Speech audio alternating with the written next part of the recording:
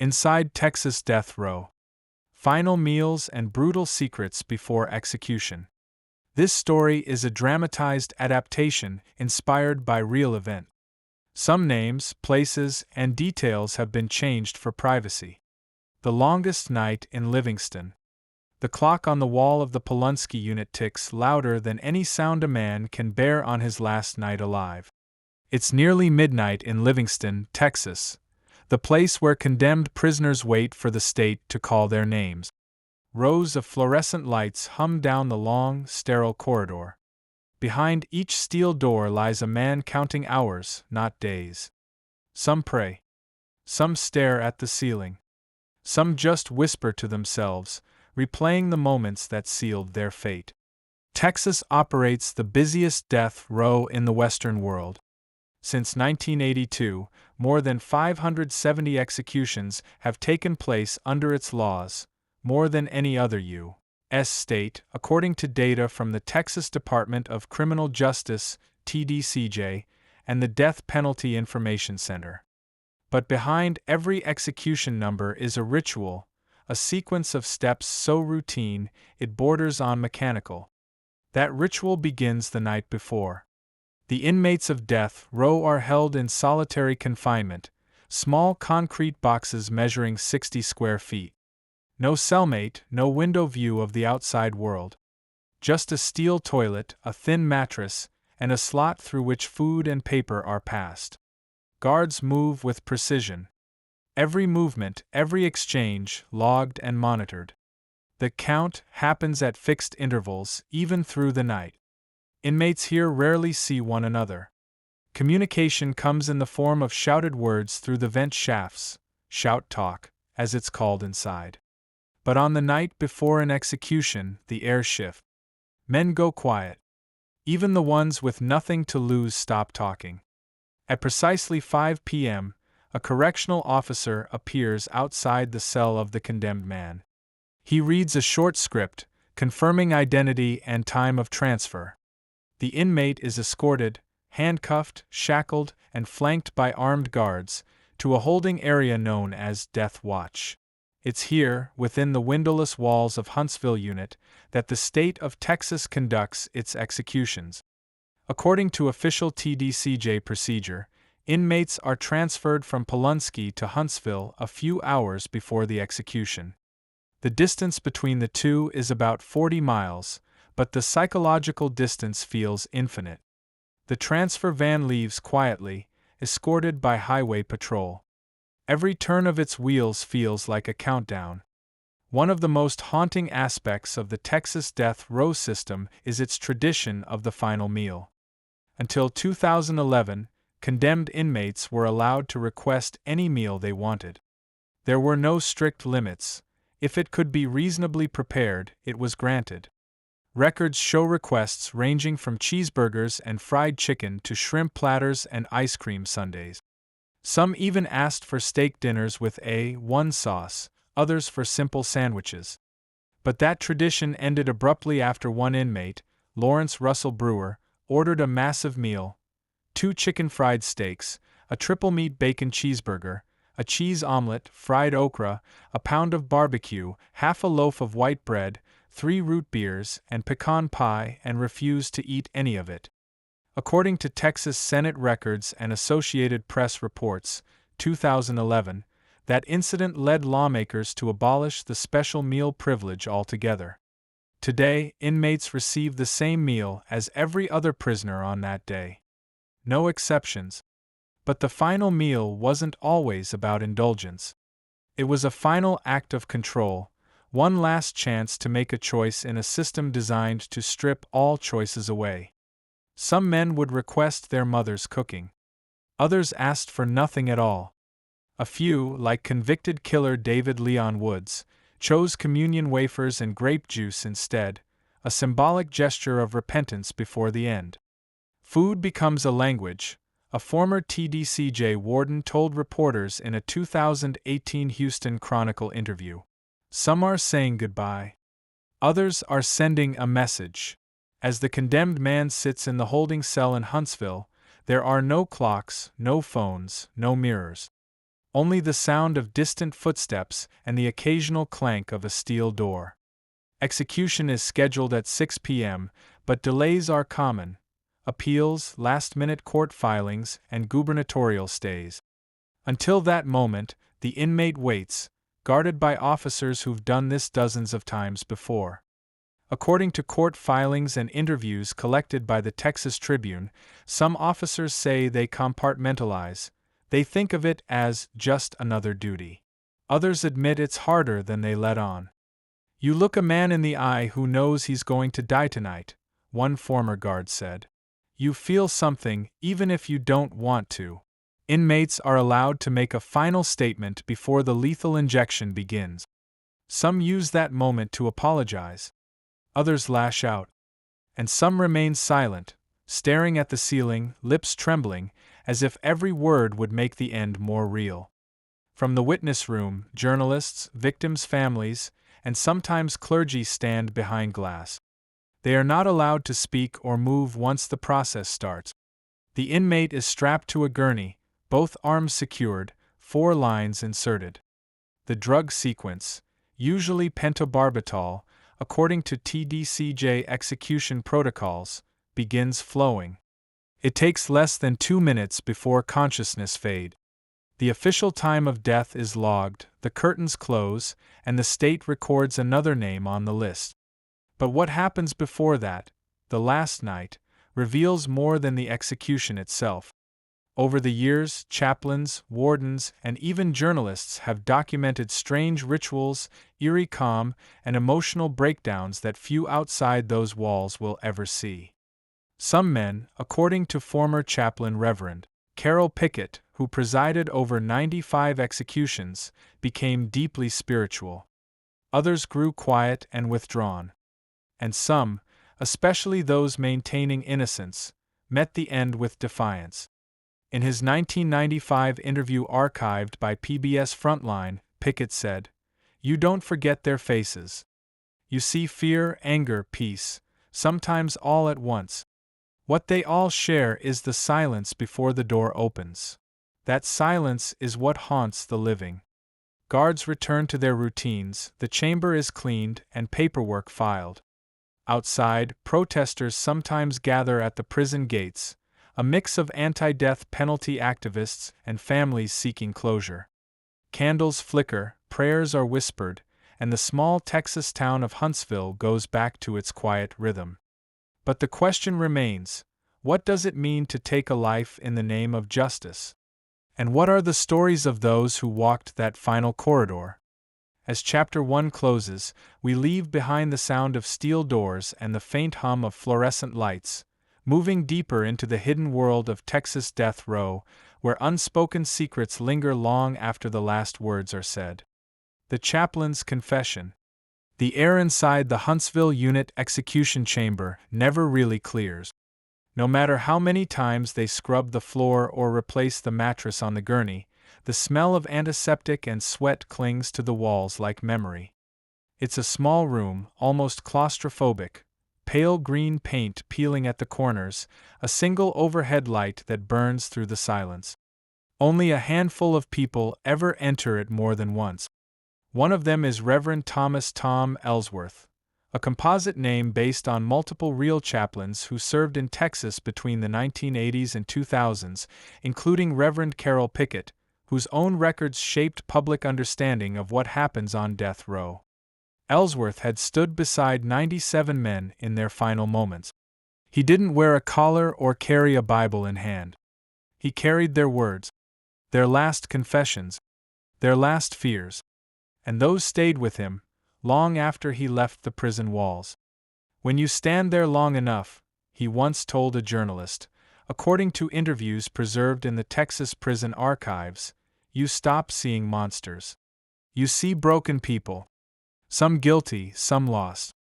Some too young to understand why they're even here." The chaplain's job wasn't to judge or to forgive. It was to listen, quietly, without interruption, as a man prepared to die. He would meet the condemned a few hours before the execution, often through a steel-barred door. The first question was always the same: Do you want me to stay with you until it's over? Most said yes. A few said no. Some laughed it off, pretending not to care, until the last hour arrived, then begged him not to leave. On a humid July evening in 2006, Ellsworth met one such inmate, Daniel, a pseudonym representing several men whose cases were documented in Texas court filings from that era. Convicted of double homicide, Daniel had spent 17 years on death row. His appeals exhausted, his fate sealed, he now sat behind a glass partition, hands trembling as he tried to hold a styrofoam cup of water.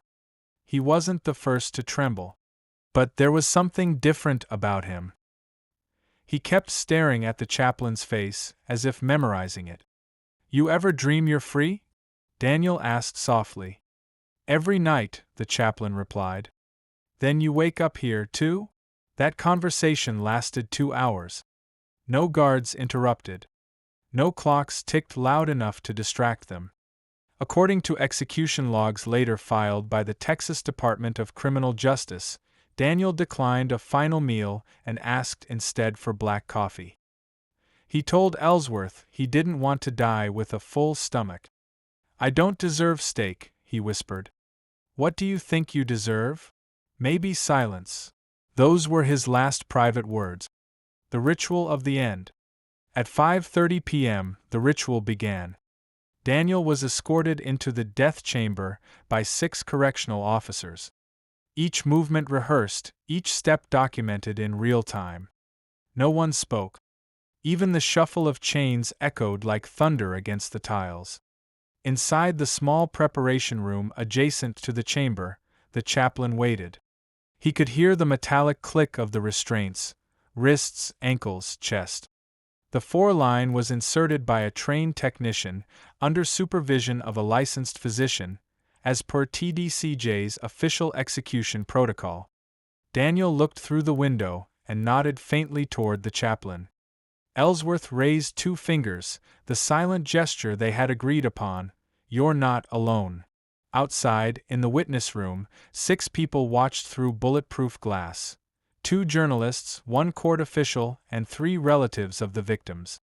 They were divided by emotion, anger, sorrow, exhaustion. According to court records and witness reports compiled by the Texas Tribune, the process from entry to death usually lasted between 10 and 15 minutes. But for those inside, it felt eternal. When the warden gave the signal, the injection began. Daniel exhaled slowly, lips parting as if to form a word, but nothing came out. Within 40 seconds, his breathing slowed. 2 minutes later, his chest stilled.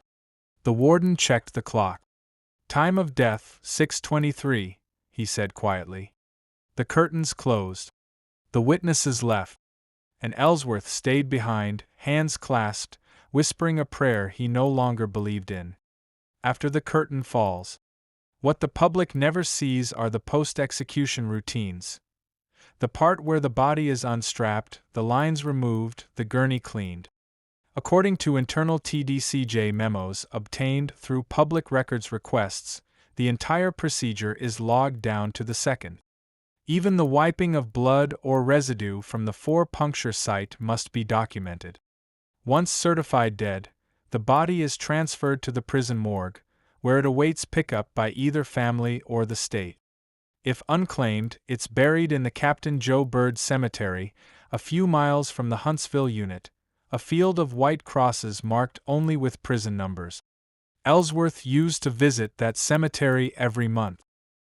He'd stand among hundreds of identical graves, no names, no flowers, and wonder how many of those men had actually been guilty.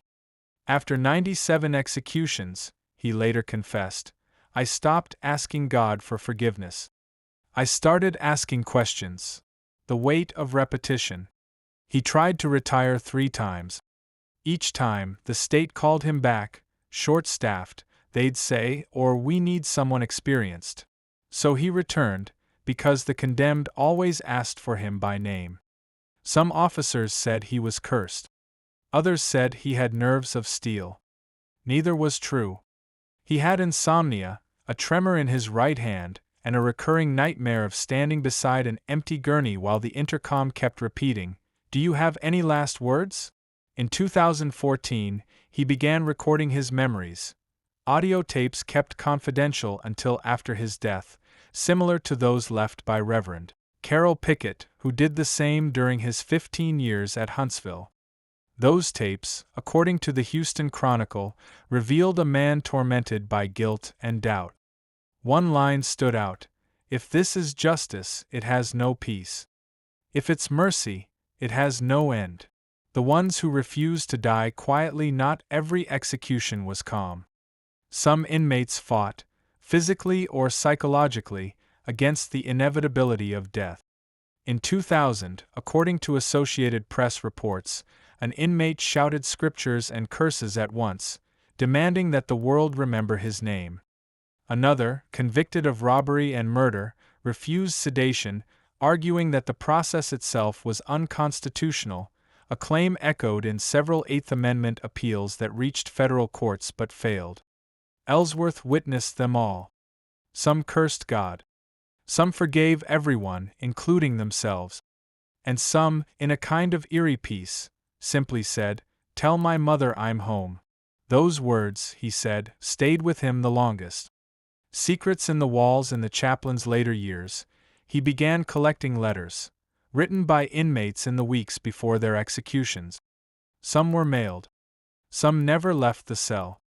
The TDCJ archives contain hundreds of such letters, many now digitized for academic research.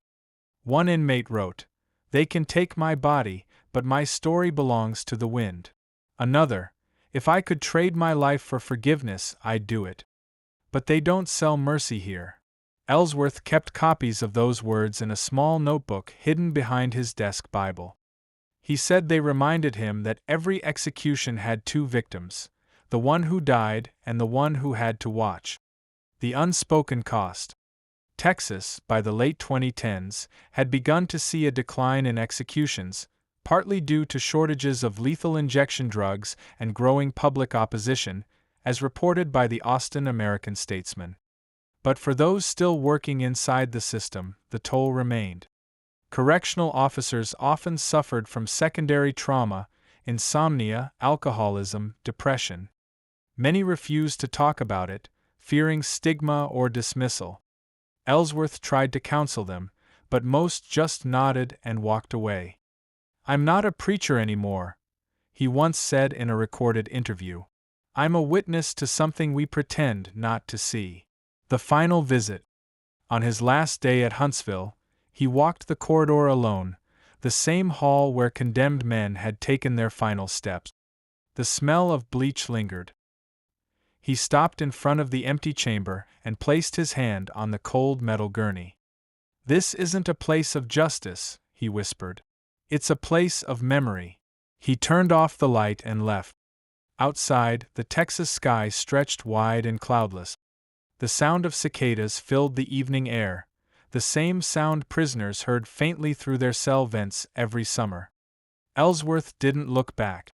But he carried the faces, the words, and the silences of every man who had looked to him for comfort when no comfort was left. The men who watched. The witnesses' chamber at Huntsville Unit is a narrow, dimly lit space with a single pane of reinforced glass separating the living from the dying. The room holds 12 folding chairs in 2 rows, bolted to the floor, and a faint smell of dust and disinfectant that never leaves. It's quiet there, not out of respect, but because words are useless once the curtain rises. For decades, this room has held mothers, fathers, widows, journalists, lawyers, guards, preachers, and protesters, each one watching death unfold in real time. Each one changed by it in a way they can't explain. The first witness. The state calls them official observers. But they don't feel official. They feel human, fragile, trembling, and unprepared.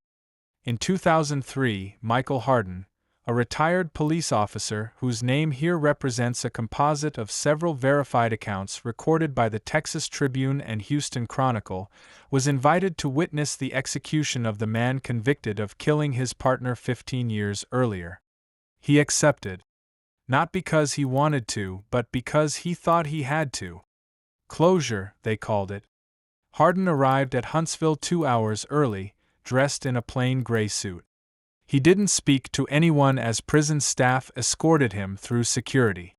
Metal detectors, bag checks, signatures. Everything felt sterile, like a procedure. When the guards led him into the chamber, he noticed the green paint, the faint hum of air conditioning, and the gurney already waiting behind glass. He had imagined this moment for years, but now it felt unreal, like a film playing too slowly. The condemned man entered, chained and expressionless.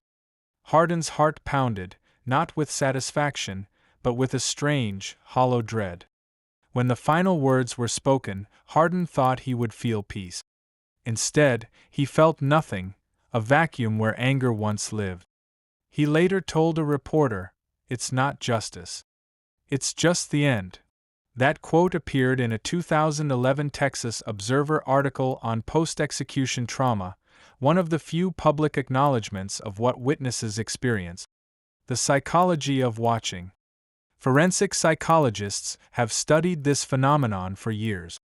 A 2014 study by the Journal of Forensic Psychiatry and Psychology found that more than half of execution witnesses experience sleep disturbances, anxiety, or recurring intrusive memories after viewing a state killing. Many report guilt, even when they supported the sentence.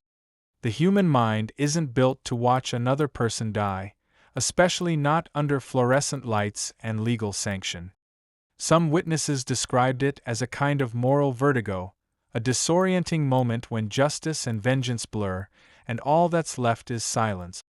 Others called it the quiet collapse, the feeling that comes when you realize the system you trusted to protect life also takes it away.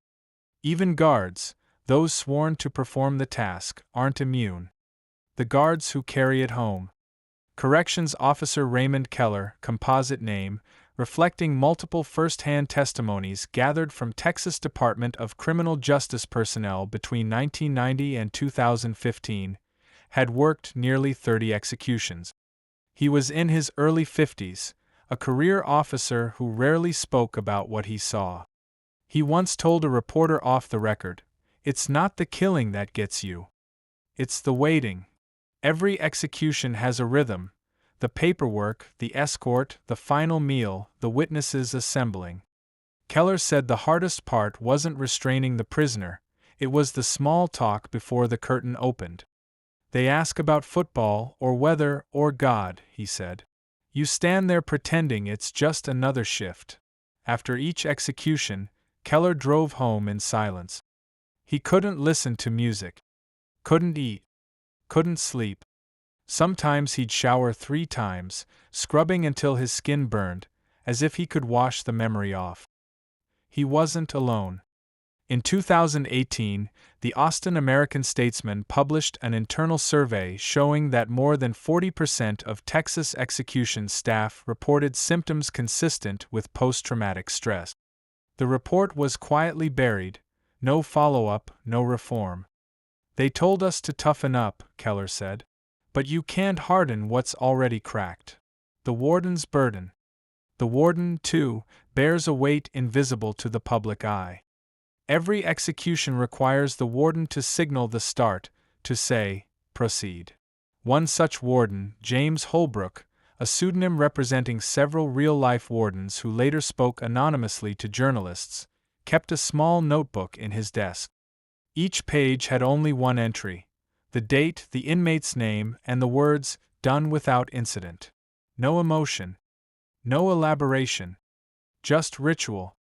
He retired in 2010 after overseeing 71 executions. In his farewell letter to colleagues, later quoted in a 2012 Houston Chronicle feature, he wrote, "You can follow the law and still lose your soul a little at a time." Holbrook wasn't an activist or abolitionist. He believed in the justice system. But he also believed in silence, the kind that follows a man home when he turns off the lights and the ghosts arrive. The reporters behind glass. Journalists, too, are changed by the chamber. Each execution must be documented. The time of death, the inmate's final words, the demeanor of the witnesses, the behavior of the condemned. No photography is allowed during the injection. Only handwritten note. Reporters from the Associated Press and Reuters have described the tension of those moments. How pens tremble, how hands sweat, how the room seems to shrink as the inmate exhales for the last time. One AP correspondent, speaking anonymously in a 2016 interview archived by the Texas Prison Museum, said, "We write what we see. But we never write what we feel. Because no one wants to read that." She describes standing inches from the glass, watching a man's eyes flutter, and realizing that journalism can't sanitize what's fundamentally human. "You can't edit out the sound of silence," she said. "It follows you home." Families on both sides. On one side of the room, the family of the condemned. On the other, the family of the victims. Two worlds divided by glass and grief. For victims' families, the execution is often presented as closure. But psychologists, including those cited in American Psychological Association studies, 2015, have found that closure rarely comes. Many experience renewed trauma, anger, or confusion once the execution ends. One mother, speaking to the Dallas Morning News in 2019 after attending her daughter's killer's execution, said, "I thought I'd feel peace. But when it was over, I just wanted to cry. My child was still gone." Nothing changed. For the families of the condemned, the pain is quieter but just as deep. They sit knowing they can't touch, can't speak, can't comfort. Their loved one dies in front of them, and then they are escorted out, often through a separate exit, to avoid confrontation. Many never return to Huntsville again. Some never recover. Aftermath. The town that lives with death. Huntsville, Texas, population around 45,000, lives in the shadow of the death house. The prison sits just blocks from cafes, schools, and churches. On execution nights, the sky over the town is lit by the same sodium lamps that glow over the chamber. Locals have learned to measure time by executions. "You can tell when it's happening," said one resident in a 2020 Houston public media interview. "Traffic slows down. The streets go quiet. Even the air feels heavier." Some see it as a grim duty, others as a relic. For many, it's simply a fact of life. The hum of generators, the drone of protest chants outside the gate, the sight of media vans parked under the streetlights. Every week, tourists visit the Texas Prison Museum, just a few miles away, where the original electric chair, Old Sparky, sits on display. Children take pictures beside it, unaware that real men once died in that chair before lethal injection became standard in 1982. History here is not written in ink, it's carved in silence. The ones who protest. Outside the prison gates, protesters gather almost every time an execution is scheduled. Some hold signs quoting scripture, others carry photographs of the condemned. The Texas Coalition to Abolish the Death Penalty keeps vigil, reading the names of every person executed that year. Across the street, supporters of the victims sometimes gather as well, carrying signs that read, "Justice for the families." Two groups, facing each other, separated by yellow tape and ideology. According to local police records from 2015 to 2024, there have been no major clashes, only verbal sparring drowned by chants and prayers. But the emotional divide runs deep. One protester told The Guardian in 2017, "We all stand in the same night air, watching the same building, waiting for the same sound, the phone call that says it's done. And we all go home feeling like we've lost something." Inside the walls, the cycle continues. For the correctional system, executions are not moments, they're procedures.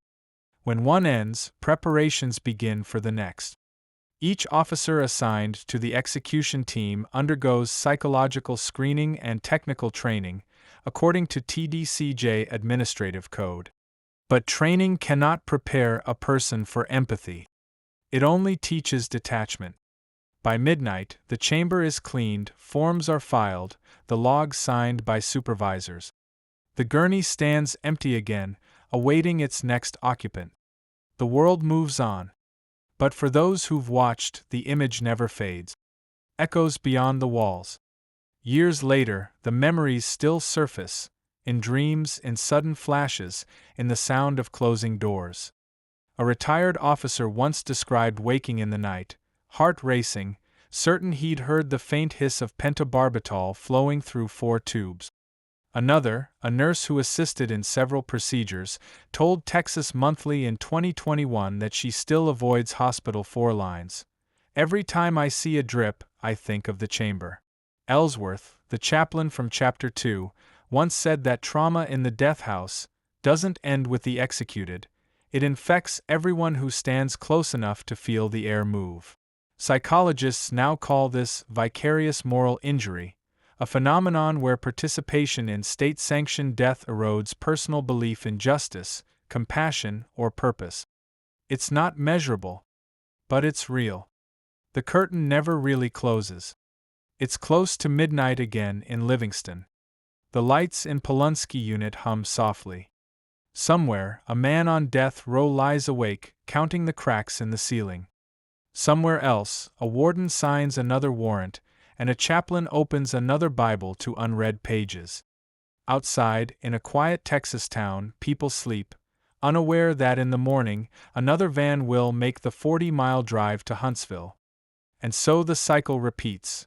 The condemned, the watchers, the ones who stay silent, and the ones who can't. The state will say it's justice. The victims will call it closure. The guards will call it duty. But those who have seen it, really seen it, know that it is something else entirely. Not justice. Not vengeance. Just the machinery of human certainty grinding on, one name at a time. And behind the glass, 12 silent chairs wait for the next set of eyes to watch it happen again. Disclaimer: this story is a dramatized adaptation inspired by real event. Some names, places, and details have been changed for privacy. Sources: Texas Department of Criminal Justice, TDCJ Public Protocols, Texas Tribune Archives, 2003 to 2024.